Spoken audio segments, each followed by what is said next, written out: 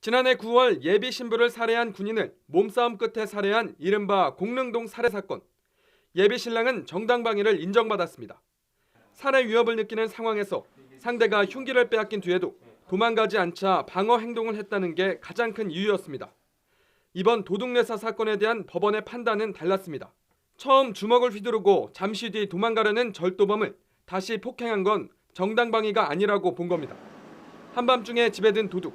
시민들의 생각은 어떤지 물었습니다. 정당방위로 보기에는 너무 지나치지 않았나 싶어요. 쓰러진 사람을 계속 아무리 도둑이었지만은 때렸다는 건 좀 자기를 지키기 위한 행동 과정 중에서 어쩔 수 없이 일어난 사고였기 때문에 그 사망은 안타깝지만 그건 어쩔 수 없이 정당방위라고 생각합니다. SNS에도 이번 판결에 대한 찬성과 반대 입장을 가진 시민들의 갑론을박이 계속해서 이어지고 있습니다. 형법은 정당방위를 상당한 이유가 있을 때 인정한다고 규정하고 있습니다. 경찰 지침은 더 구체적입니다.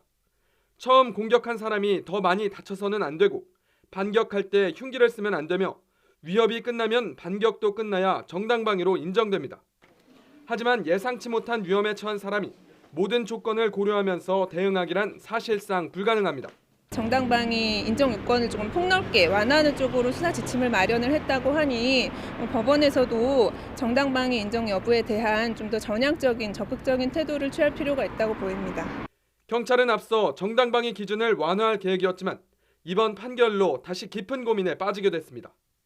자신의 집에 들어온 도둑을 제압하다 결국 유죄를 선고받은 도둑 뇌사 사건. 정당방위가 어디까지 인정될 수 있는지에 대한 논란은 앞으로 더 뜨거워질 것으로 보입니다. YTN 홍성욱입니다.